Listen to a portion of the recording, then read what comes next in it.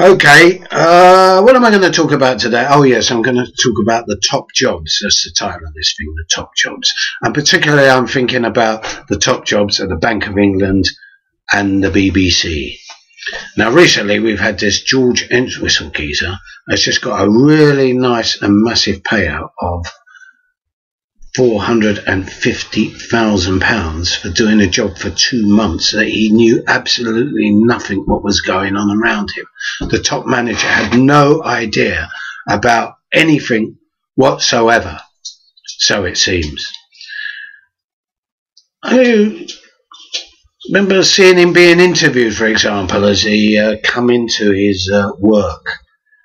And he was wandering around like a headless chicken or a distressed puffin or something. He just didn't know what he was, couldn't answer the basic questions that were being given to him, even by people from the BBC. And then there was the government grilling, and the parliamentary procedure thing, whatever it was, the inquiry or semi-inquiry. And he put on an abysmal performance. He appeared to be nothing more than a bumbling idiot, you know. Didn't know anything at all, couldn't answer a single question. Quite a few raised eyebrows there. But I really like the fact that he got £450,000 payoff. Wow, what a job. Like, you know, you're working for 2 months in one job and you get like nearly £500,000 payoff. Great. It's great at the top, isn't it? These guys, these bankers, these top executives, heads of the media and so on, they get vast, astronomical wages and bonuses and so on. And yet they make a complete hash of their job. They just don't know what's going on. So what I'm saying is that someone like me and someone like you could easily do the job. Even if you're functionally illiterate, even if you're really thick, it doesn't really matter. In fact, it may be an advantage, because if you don't know what's going on, you can just sit behind your desk. You can go out on all these nice luncheons that they have, all these freebie trips abroad. You'll probably get a company car or a company roller, and so on. You won't have to pay any fares. You know, you're going over to New York all the time, and it's great. But you don't know what's going on at all. It's just like sitting behind a desk and getting paid, and you know, someone comes in, you know, you're getting like £1,000 a day or more for, like, you know, you don't even know what's going on. It's great. You could pluck anybody from the streets and put them in the chair, and they could probably do just as good as a job for 2 months before you found out they didn't know what they were doing, and give them a nice payoff. That'd be a really good job creation, you know. That's six jobs like that a year. 60 in the space of 10 years. That's probably more than the jump up scheme that the government are doing. It's probably less costly as well. So think about it. I reckon that we should apply for these jobs. Loads of people are being hassled for their job seekers allowances. Oh, how many jobs have you applied for? And can we have some evidence you've been looking for work? And say, yeah, mate, look, have a look at this. I've applied to be the head of the BBC, the head of the Bank of England. And look at you, say, excuse me? So yeah, I've applied to be the head of the Bank of England because I'm like, functionally innumerable. I don't know anything about economics at all, although I can survive on the dole, and I can manage a household budget. But I don't know anything about economics at all. It's quite obvious these people don't know anything about it either.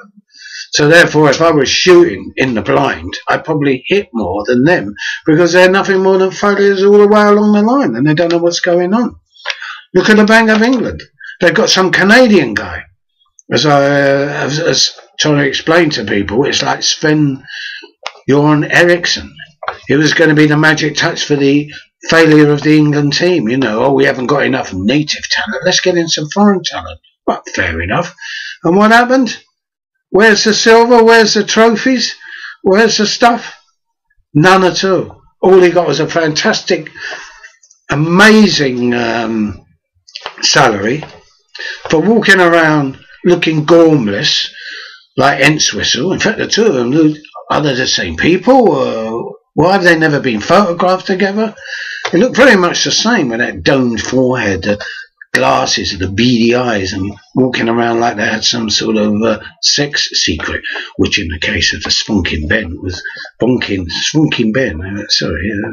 Sorry Ben, didn't mean to say that about you, man. You know, you're a nice guy, really. The Bonking Sven. And God knows what Entwistle has got up to. Oh, well, mate, he don't know about anything like that, does he? That's what he said. Jimmy Savile? Who's he? I've never heard of him, mate. Gary Glitter? Is it a Cockney rhyming slang for something? I don't know. No. Who are these people? EastEnders? Don't the other side show that? That's about it. I mean, at least if you apply for the job, you might know who's in EastEnders, and you know, you might watch the occasional sports program, or you know who David Attenborough is, so it's probably more than these guys know.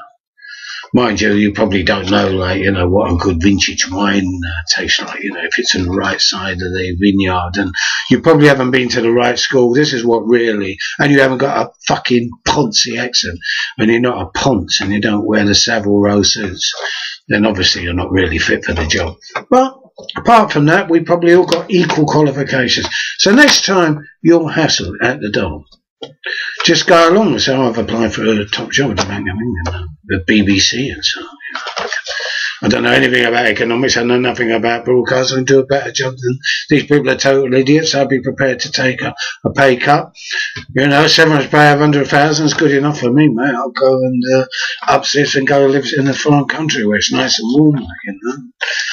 The living isn't too expensive.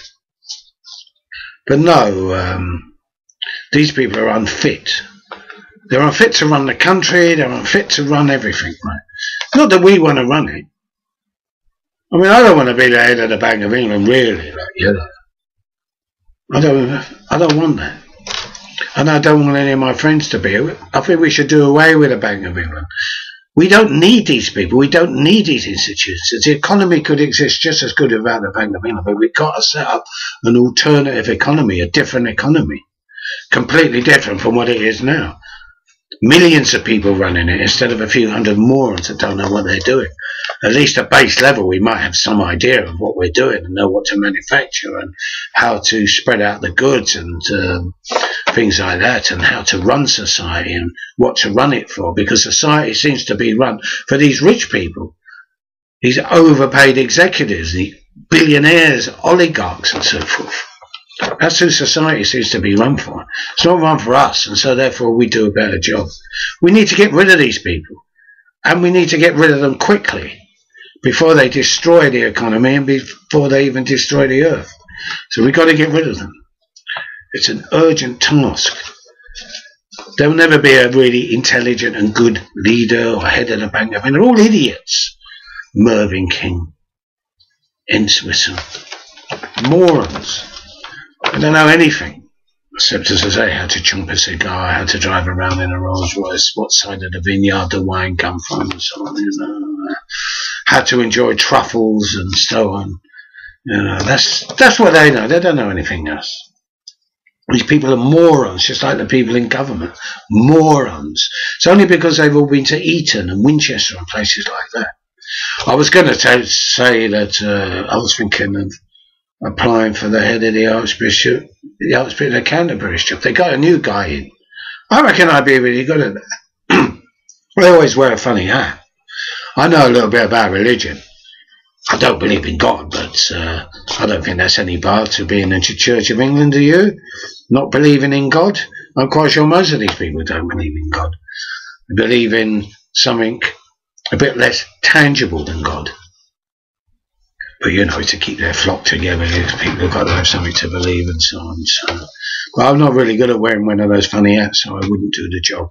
And anyway, I'm not in the Church of England, so the guy behind the desk will probably say, listen, Mr. Wright, if you want to be the Archbishop of Canterbury, you have got to at least be in the Church of England and work your way up through the ranks. And then I'll give him I'll say, yeah, you're right, mate. I'll withdraw my job application for Archbishop of Canterbury. But if you want to be the Archbishop of Canterbury, there is one thing that will give you a great help. Is if you want to be the Mayor of London, if you want to be the head of the government, the Chancellor of the Exchequer, the guy who's running all the top jobs, you've got to have been to a certain school. And that school, we all know, is Eton. And would you have guessed it? Would you, Adam and Eve it? The Archbishop of Canterbury, not only is he an ex-banker, but he's also been to Eton. So yeah, maybe that's what bars us from the top jobs. Not that we can't do them, but we haven't been to the right school. That we haven't been to Eton, basically, and we're not posh and so on. Mind you, there was another guy that hadn't been to Eton. What is his name? Kawan Abaouli. A banker, not a top banker, just a gopher, but someone that was quite well paid. He embezzled £1.5 billion. He got 7 years for it. 7 years. You know, a lot of people might say 7 years in jail is a long time, but you think of what he had before. He had £1,000 a week apartment in Shoreditch. He had like everything that money could buy, including money. He had everything. You know, the guy was living the high life for years, and then he got caught, and he got 7 years. A lot of people probably say, fucking hell. 2 or 3 months of his life, so I'd be prepared to do 7 years for him. Think of what he's going to come out to. He'll write books, he'll be famous, he'll be on the TV, he'll go back to Ghana or wherever it is he originally come from. He'll probably end up as a top politician and be able to put his talents to work in Ghana or wherever he comes from and become a mass embezzler and head of state and go and meet the Queen at Buckingham Palace and go and have tea with Cameron and buy armaments off him. Yeah, great. Now, when I look at the kid that got 6 months for stealing a bottle of water, this banker guy, stole $250,000 a year. $250 million a year, right? $250 million a year. So a guy steals $250 million, he gets a year imprisonment. One of us steals a bottle of water during the riots. You remember the cases. People getting 6 months for stealing an ice cream or a bottle of water. I'll just say, fucking hell, lucky that guy didn't take a crate of water. Otherwise, he'd have got 10 years or maybe more. You know, this banker would have been inside, gone straight into the open nick after about 3 months. Probably started his career in the open nick, walked into a great job, a book deal and everything, and the poor sap that got 7 years for stealing 14 bottles of water come out, and what's he going to get? Nothing.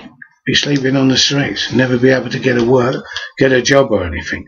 So yeah, it's one law for them, law for us, and it's capitalism at its most brutal for us, and almost a state of communism for them. They can have anything that they want at any time. So to all of you old age pensioners who paid all that money, people on low incomes, people on the dole, old age pensioners living on the state pension, all of you have to pay your TV license. I calculated it would cost over 3,000 old age pensioners, people on the dole and so on, paying their TV licenses for a year just to pay that Entwistle geezer off of his golden handshake that he got for 2 months non-work. 3,000. Might explain where a lot of the fees go, doesn't it? A lot of the licence fees, where the money goes. Is it really invested in that in borough programmes, or does it just go into the pockets of these fat cats? It goes into the pocket of these fat cats, quite obviously. And they can never get enough.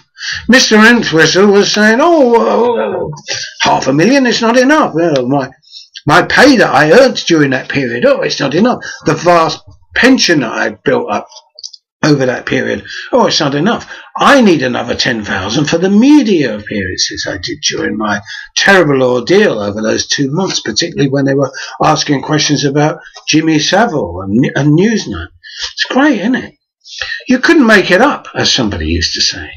It's like, it's almost like some sort of weird dystopia where failure at the top is rewarded in such bounty you can't imagine it, and failure at the bottom is rewarded with jail, the sack, or non-employment, or just slowly wasting your life away on mere survival.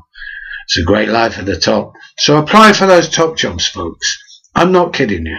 We should think about applying for the top jobs. If you don't want to do the top jobs, then let's get rid of the top jobs and let's get rid of all of it. Let's just get rid of them, or we don't need them. They are a burden, particularly for those 3,000 people that paid their TV license out to scrimp and save and put like 50p pieces in the coffee jar for a year, and then they could afford another license just so this guy can get a payoff, all 3,000 of you. Very nice. So yes, the iniquities of capitalism, and particularly British capitalism, which seems to be run by a load of men. Jobs for the old boys. Jobs for the old boys from Eton and Winchester and so on. That's what it all is. From government to banking to the media, it's all the same. Jobs for the boys, jobs for them. You don't have to have any particular talent. None whatsoever. All you got to do is be able to wear suits well, probably have a domed forehead with funny little glasses, a posh accent that no one can understand but makes you appear to be intelligent, and be really good at quaffing those vintage wines and smoking the cigars and sitting behind a desk dreaming about your visit to Miss Whiplash or wherever these guys go, sticking your hand up the secretary's skirt as they all do, you know, perk of the jobs, you know what I mean? Yeah. Well, they're welcome to that as well. And any secretary should just slap them around the face. Of course, there's no such a thing as sexual harassment in the BBC, is there? I mean, Mr. Entwistle didn't know anything about that, did he? Neither did anybody else, come to think of it. You know, none of them knew anything. They're all doing it, but they don't know anything about it. But there you go. They're running the Bank of England. They don't know anything about it. They're getting a Canadian guy over, as I say, just like Sven, because we haven't got enough homegrown talent. And this guy apparently doesn't know anything about the housing market and various other aspects of banking, considering that the last crisis was triggered by the housing bust in America. Then I think this guy's going to be a great success. But it doesn't matter, he's got an American accent. All right, he hasn't been to Eton, he hasn't been to Winchester, but, you know, he's like, he's a Yank, you know, he's a top Yank, he should know what he's doing. Hey guys. Well, he's not a Yankee, he's a Canadian, but he's a North American. That's good enough. We're no good at running down our own economy and destroying our own lives. We've got to import people from overseas to help us out with it, because our own ruling class is so degenerate that they can barely go to the toilet unassisted. A bit like our future head of state, isn't it? The man who requires 2 people to dress him in the morning. King Charles. This is the calibre of people that we got running things at the top. These are the people we're supposed to bow and scrape to. Oh, to hell with them. Let's get rid of them. I was really angry the other day, incidentally. I'll just finish off with that. I was really angry and really sad when I saw the solidarity thing in the EU countries. The workers showing solidarity with each other against austerity, against the cuts, against the economic policies of the EU, which was really affecting their jobs and so on, particularly in the Eurozone. There was riots on the streets of Greece and Spain and Portugal. There was ordinary people out there on the streets as well. It wasn't just black-clad anarchists and the Black Bloc. It was like ordinary people. You've only got to look at the film of it to see it was ordinary people. And they're getting really angry, and they're out on the streets by the hundreds of thousands. Italy as well. Greece, Italy, Spain, Portugal, France as well. There was over 10,000 solidarity actions, whatever that means, in France. And probably over other parts of the EU. And here, nothing. Absolutely nothing happened whatsoever. In fact, you wouldn't even be aware about it, this International Day of Action, unless, of course, you'd turned on the news and seen it for yourself. Because there was nothing over here whatsoever. Nothing. And it's been like this for 2012. What a year. Nothing's happened. No riots, nothing. You know, more people being made... There's a whole lot of people who lost their jobs in the steel industry recently. There's no job creation. There's no jobs. Even if they reindustrialise the country, it'll all be automatic, so there'll be no jobs. There is no jobs. There's nothing for us at the bottom. There's only jobs at the top for them. There's nothing for us. And yet, what have we done? The cuts haven't really kicked in, but we should be aware that they are, and so forth. And things are getting worse. And for the majority of people on a salary or an income or get wages, those wages haven't gone up. We haven't got galloping inflation. But neither have we got any kind of wage rise even to compensate for the inflation that we have, which is 3 or 4 times much more than what they say it is. Oh, your bills are going to raise by 100 quid there, 100 quid there and here and so on. You're not getting a wage rise, but you're supposed to pay all this extra money and you can't scrimp back. So why aren't you angry? Why aren't you out on the streets? Your kids are not going to get an education. They're not going to go to university. You're not going to get jobs. The apprenticeships are all worthless. There's no jobs, there's no work, and if you get the jobs, the pay's no good. So what's the fucking point? So let's show our anger. Let's be out in the streets. But this year it's just been the Olympics, Team GB, the Jubilee, people waving Union Jacks. So the year 2012 in this country has been a total, absolute fucking washout as far as I'm concerned. So let's hope that the year 2013 will be a bit more rumbustious. Let's see people out in the streets and angry and going for it. But not just black blocs, not just anarchists, but ordinary people. Because when we're out on the streets, that's the only way that we're going to push our politics forward. It's the only way that we're going to create our politics. Creation begins on the streets, not at the ballot box, not in participating in their joke democracy society, a system, but by total and absolute rejection of it. And rejection not only of their political system, but their religion, their work ethic. Oh, they want us to do the work, only they don't want to do it. They just want the big salaries, but they want us to work for peanuts. And they get whole plantations and we get peanuts. That's what they want. So they just want us working so that we don't get up to mischief. So reject the work fucking ethic. Yeah, we all got to work, we all got to hustle money and so on, but let's not glorify it. Let's not wave Union Jack. Let's not say we're proud to be British. We should be proud to be British when we have the British Revolution, when we sweep away all this garbage at the top, when we reject all this religion crap that they're pumping into us, like when we're not interested in I'm a celebrity, get me out of here, when we're not on shopping sprees for stuff that we can't afford and so on, when we're not like whinging and moaning about overseas people coming over and taking our jobs and all this bollocks.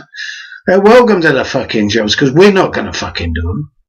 We should say to them, don't you fucking do them either.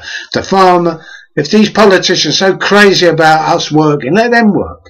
They're crazy about war politicians, so let them fight the wars. If they're so crazy about work, let them do the work. Because we don't want to do it anymore. We're fed up with it. And if everything comes to a halt, at least it will come to a halt because we did it, not because they screwed up the economy. So that's it. Let's make 2013 the year of the street protests, the year of the barricades, the year of the occupations and so on. Let's really fucking do it. Not activists, but ordinary people. Let's show our anger. We should have been angry with this end whistle. We should have been thousands of us outside the BBC protesting about it, trying to storm the place wrecking it. Throwing all the chairs out the window, looting it and so on, because that's all it deserves. The BBC should be looted. And people might say from the left, oh, you're just sounding like these Tories that want to get rid of the BBC. I do want to get rid of the BBC, but only if we get rid of Sky News, Fox News and the Sun and the Mirror. Let's start all over again. Let's get out onto the streets on the year 2013 and let's start confronting the state and confronting authority. And let's start doing it now. That's all I've got to say for this broadcast.